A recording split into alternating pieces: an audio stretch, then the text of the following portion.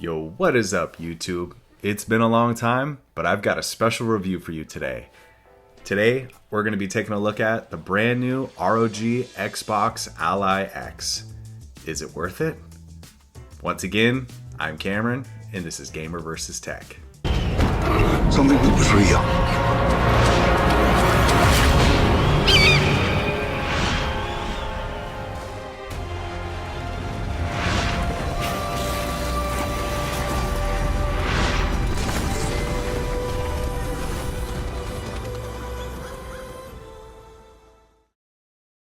As I always say, let me preface this video by saying the ROG Xbox Ally X has been catching fades from left and right from a ton of reviews or reviewers. Now, I see why, because we'll get into this a little bit more as far as like specs and stuff go, but I mean, this thing's rocking the same screen as the original Ally X, which is kind of a disappointment. I mean, it really is. However, there's a ton of people out there that really enjoy the 7-inch screen. They don't want anything bigger. I've even heard people say that they want smaller screens. To me, that's kind of ridiculous. But at the end of the day, is it a huge upgrade? Let's find out. Now, of course, there's a million reviews out right now, but what's gonna make my review different? Well, I've spent hours upon hours upon hours reviewing this thing, testing it. I've had it since day one, launch day. I pre-ordered it months in advance, the second you could pre-order it from Best Buy. So I've been putting this thing through its paces. Now, what's gonna set my review apart from others? I'm not gonna do the best case scenario. I'm going to do an entire review based on how I'm going to actually play this device every day.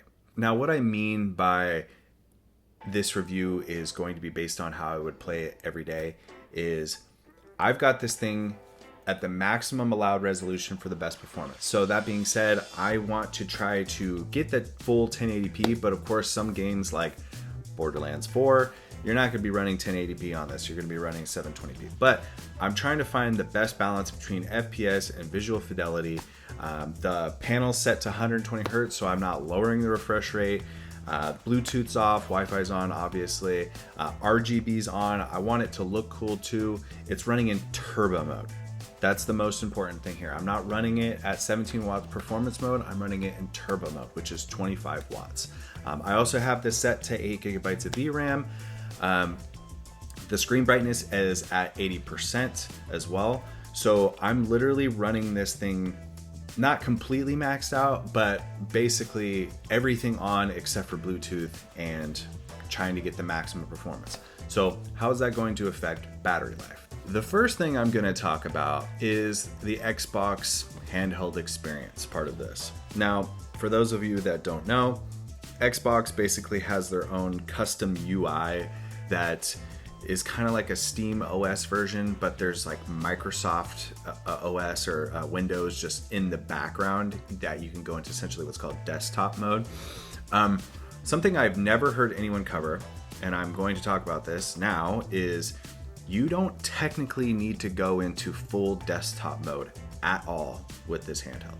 And why does that matter? Well, Windows is annoying on a handheld. It really is. I mean, like the original Legion Go, like it was cool with like the mouse pads and stuff like that, so you can kind of like navigate, and there's of course touchscreens and stuff. But on handhelds, I mean, SteamOS is baller. It's literally the best thing. It's so easy to navigate. It's so easy to do that. So the Xbox handheld experience is basically Microsoft's way of trying to like do that. Now, I wish they had a full custom, like there's literally no desktop mode unless you like really tried to get in there. But this is like their best attempt at doing that. In my opinion, it actually isn't that bad. But as I said, you don't need to go into desktop mode at all. You literally can do everything you need to do, including deleted unwanted apps, turn off features that you don't want. You can update Windows, you can update Armory Crate, you can do literally everything that you possibly need within this. Now, there's a few real deep commands that, you know, if you're one of those people that literally like completely optimizing their PC, you cannot do this from Windows handheld experience. But Most people don't do those things. Most people just turn their devices on, they update them, and that's how they play.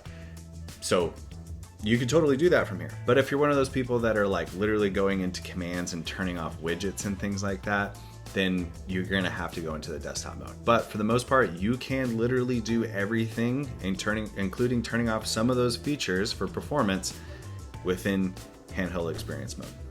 Now, before I get into benchmarking and game performance and stuff like that, there's a couple things that I recommend people do when they get a handheld, especially the ROG Xbox Ally X.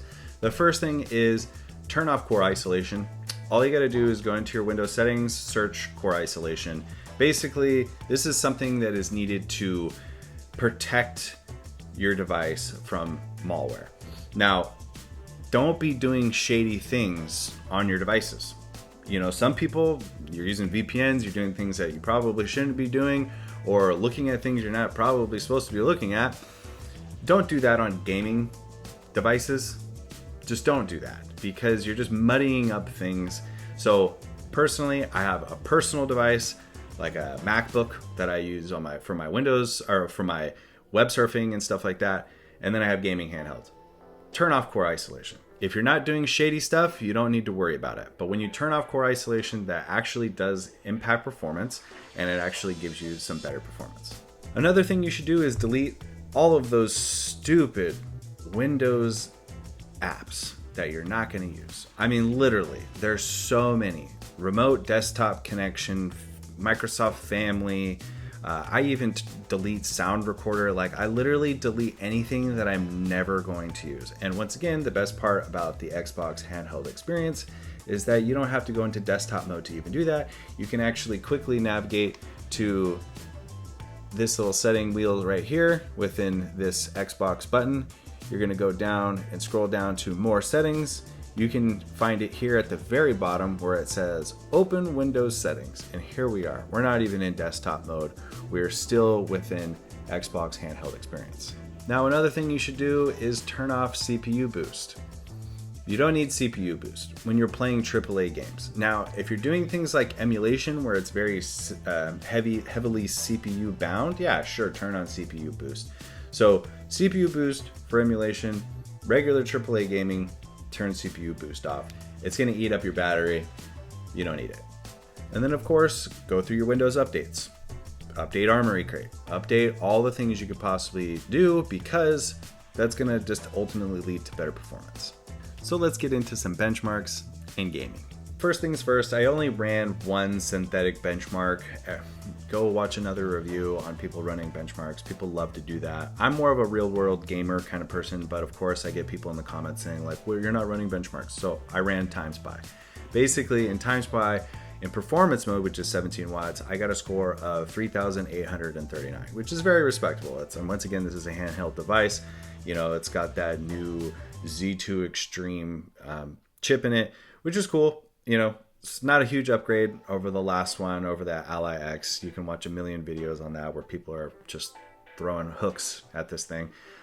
In turbo mode, 25 watts, I actually didn't get that much of a crazier score. I don't know if there was an issue, but I ran it multiple times. In turbo, I got 3,847, which is not even 10 points more. But you really feel it in games. You really do. When you go from performance mode to turbo mode, you really do notice that performance. And that's kind of something I wanted to talk about, is the original Ally X, I only ran it in performance ever. I never put it in turbo mode because one, the fans would kick on, and two, the battery life, it would just eat through battery life. Now, we'll talk about this a little bit later, but the battery life on this thing is insane. The Xbox Ally X was insane battery life, but this is insane battery life in turbo mode. So let's get into that. The first one we're going to talk about is Overwatch 2. I had to run that in 900p. Once again, this is an incredibly optimized game. I always like running Overwatch 2 on anything because it's an incredibly optimized game. But for some reason, it didn't really run as well as I wanted it to on this device. So I was in 900p, I had RSR on, settings set to medium, I had no scaling. It was really smooth. It was an incredibly smooth experience. I was getting anywhere between 60 and 90 FPS I think there's some driver issues here because I've had plenty of devices where just Overwatch 2 runs great on these devices, but for some reason I feel like we needed a little bit more in this one. Once again, I'm in turbo mode. It was pulling around 26 to 27 watts, which is great. I mean, I have it as far as like performance wise goes. I had it pretty much maxed out to get the best FPS. So it was only pulling 26 to 27 watts. And here's the crazy part. Once again, I'm in turbo mode. It's pulling 27 watts. I'm getting 3 hours of battery life in Overwatch 2, which is insane. This is a handheld device. I mean, there's other devices out there like, that have like 56 watt hour, 50 watt hour batteries, like whatever. You're going to get 2 hours of battery life. But here we got 3 hours of battery life in turbo. So of course, the game that's all the rage right now that just was released a couple weeks ago is Battlefield 6. Now, let me tell you something.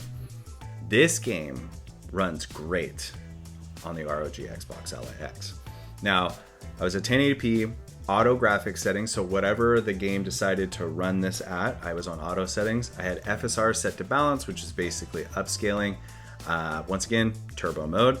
I was getting between 70 and 80 FPS, super smooth experience, and I was getting an hour and 40 minutes of battery life. Once again, handheld device, pretty much maxed out at turbo. And the best part about this is in turbo, I can't even hear this thing. If my ears are up to it, sure, I can hear the fan spinning. But this thing, as far as fans and thermals, have improved dramatically.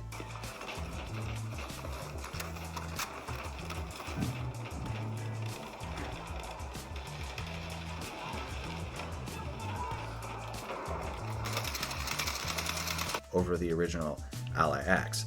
Now, during that gaming session, I never saw this thing go above 71 degrees, which is great. Once again, turbo mode, so more power, and couldn't hear the fans.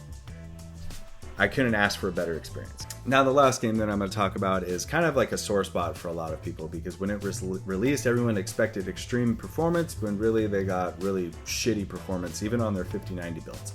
Now, here, we're going to talk about Borderlands 4. So Borderlands 4 is just like, for some reason, really hard to run. Of course, it's an open world game. There's a bunch of shit going on. Like, I get it. There's things blowing up and there's crazy colors and stuff like that. But it's a really hard game to run, even on some extreme PCs. But, there's some things there like FSR and frame gen and stuff to help you out. So on this device here, I was at 720p. You have to lower the resolution. There's no way you're going to run 1080p. It's going to run like crap. You're going to get like 30 frames. Like you're not going to get a good experience on 1080p. 1080p, 25 watt turbo mode.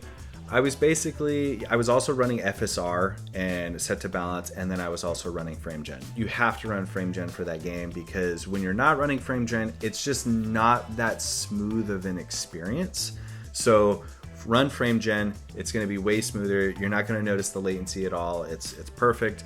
I was basically getting 80 FPS. Now, there were times I was hitting 90 FPS, and then there were times I was like in the mid 70s. But playing that game, once again, 25 watt turbo mode, RGB on, all that other stuff, an hour and 23 minutes, which is insane. It's insane battery life. I'm running this thing how I would normally play it. I'm not running it like limping it with like no RGB on and turning everything off and lowering the screen brightness. Like, this thing's set to 80% screen brightness, and I'm still getting an hour and 23 minutes. And that leads me into my next point. What is the main reason to buy this? The main reason is the battery life. The Z2 Extreme has drastically improved the battery life of these devices. Now, compared to the original LIX, once again, I was running it in performance mode, getting these numbers. So turbo mode, it's just basically showing me that the Z2 Extreme chips are extremely power efficient. Yeah, sure, they may not be giving us a ton of more FPS. We're not getting a huge leap in performance as far as FPS, but as far as battery performance, that is a pretty damn big leap. Now, everyone's going to sit here and be like, you're supposed to tell us if it's an ad, and you're supposed to tell us if it's, you're sponsored. I'm not sponsored. I buy all these damn devices myself, so shut up. That being said, I do have some dislikes. My first dislike is the angled screen. Now, it's hard to notice, but I'll have some video of it. When the device sits flat, if you notice, the screen is actually angled backwards or towards the top of the device. Now, I think what Asus tried to do here is they tried to be like, oh, it's more ergonomic this way for viewing angles. But what I've actually found is when it comes to handhelds, I actually tend to push the device away from me for better grip. Now, when you're holding an Xbox controller or a PlayStation controller or something like that, you're not holding your controller like this, right? And technically, that's where the screen is supposed to be angled, you know, and it's supposed to be angled that way. So you actually hold your controllers flat like most people, and that's the wrong way the screen is angled, in my opinion. I think the screen should have been angled the opposite direction, because I tend to, especially when playing on a desktop, like if I might have my hands like set on a surface, you have to adjust the screen directly at your face, and I find myself bringing my wrists closer or closer to me, and I've actually noticed some wrist strain. You know, it's not terrible. Like, I'll lift my hands off the desk and, you know, I'll prop my arms up and stuff, and it goes away after a few seconds, but still, I feel like that was a really weird choice for them. Now, you know, you could sit here and say, oh, my biggest dislike, but I already had one. The screen, everyone's going to talk about it. This is where all those fades are coming in from everybody. Asus, like, you give us a new screen. Like, I get it. Like, you know, it's a good screen. It's not terrible. When the Ally X came out, and then the original Ally, like, it's the same screen. It's like 3 times in a row, screen. It's like, come on, give us something. Give us an 8-inch screen. I'm not even saying OLED. Like, OLED would have been dope. If it was an OLED 7-inch screen, of course, people would be like, oh my God. But it's the same screen. It's not, come on. Another thing I dislike, and I said this about the last 2 devices, is these clunky buttons. It's just, every other button's like, the D-pad's sick, you know, it's cool, it's fine. The thumbstick's great.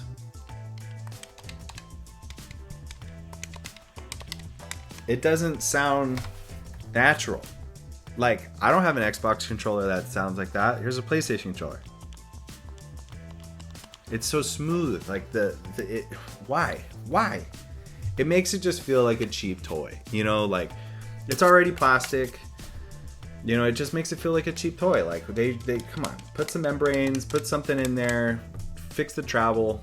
I don't like the buttons. Now, my last dislike is not something that's on the device. It's something that's not on the device, which is Thunderbolt 5. Now, Thunderbolt 5 or USB 4 V2 would have been really nice on this device.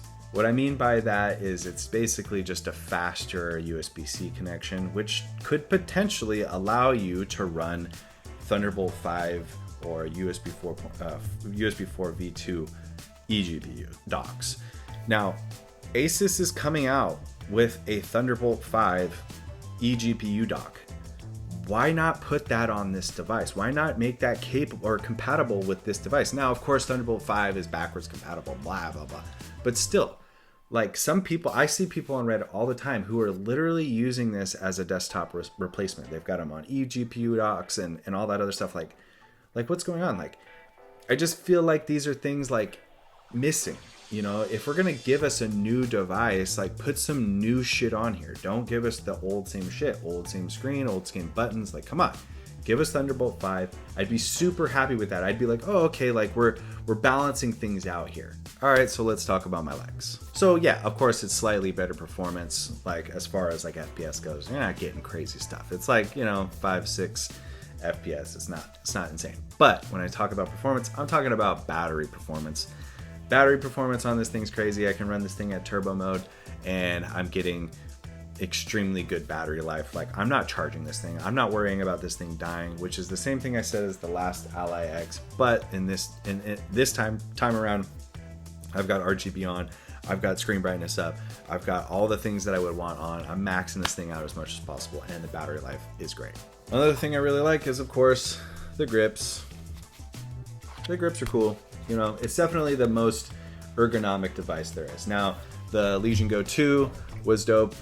This is still a great feeling device. Just the overall size of it makes it great ergonomics wise, but compared to the Ally X, or the Xbox Ally X, it definitely has made it the most ergonomic device. Now, with the grips too, you find yourself being able to hold this better. Like, you can like actually walk with it and, like, you know, hold it to the side. You don't have to worry about dropping it. Like, this, it's solid. Like, it's great. It's a good feeling in the hand.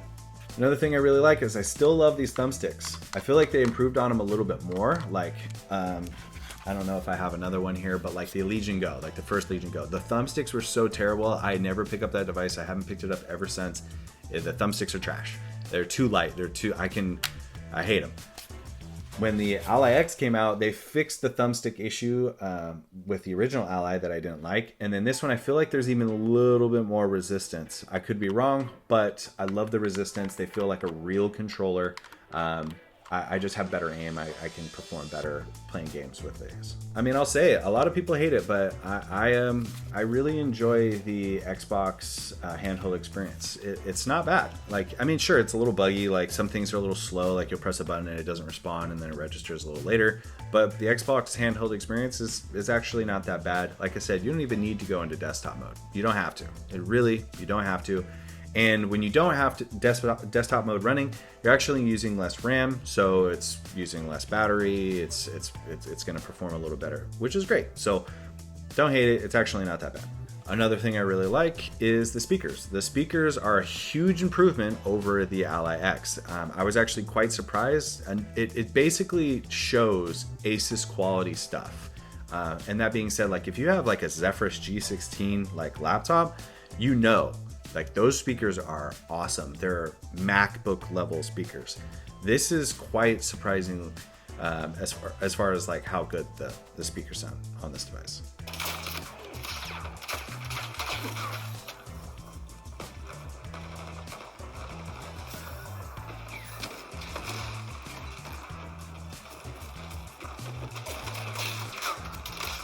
And the last thing I like is something that I talked about very briefly, which is the fans. There's no fan noise. It's amazing. Like, of course, you put this in manual mode when you're running like 35 watts and blah, blah, blah. Like, the fans are going to kick on for sure. But when I'm playing turbo mode, any game, I don't even hear this thing. 100% wife approved. I can play this in bed. She can't hear it. Nobody can hear it. I can't hear it. It just goes to show that they put some effort into redesigning the cooling system, which is pretty cool. All right, so the last thing I'm going to say is, for the love of God, please give us SteamOS. I really hope they make this device SteamOS compatible, or at least the Z2 Extreme chip. I think SteamOS is going to make this thing perform like a monster. Now, there's already people running Bazai on this, and go watch their videos. Like, just look it up. They're getting way better performance than running Windows and the Xbox handheld experience. Please give us SteamOS. I will do another video with SteamOS as soon as it comes out, because I think it's going to literally launch this thing and give it better performance. So, SteamOS, please.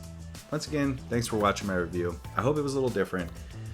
Is it worth buying the ROG Xbox Ally X? If you already have the Ally X, maybe not. You're still getting great battery life. The performance isn't going to be like a huge difference. But if you want an extra hour of battery and more FPS, just a small amount, then get the Xbox Ally X. If that doesn't necessarily matter to you, then don't worry about it. Just pass on this one. The Legion Go 2 comes out this week. I also have that on pre-order, so I'll be getting that Friday. I cannot wait to do a comparison video with these two devices. So that being said, you got to decide on this one. I can't give you a definitive answer. Like, usually I'm like, buy this device, buy this device. This one isn't so cut and dry. It really isn't. If you want better ergonomics, if you want the same screen, If you want better battery life, then buy the ROG Xbox Ally X. But if none of those things matter to you, go on Facebook Marketplace right now. Everyone's dumping their Ally X's, and go pick up one of those. Once again, thanks for watching my video. Please like and subscribe. It greatly helps out the channel. I have a ton of reviews coming up, laptop coolers, laptops, Legion Go 2. So that being said, once again, I'm Cameron, and this is Gamer vs. Tech.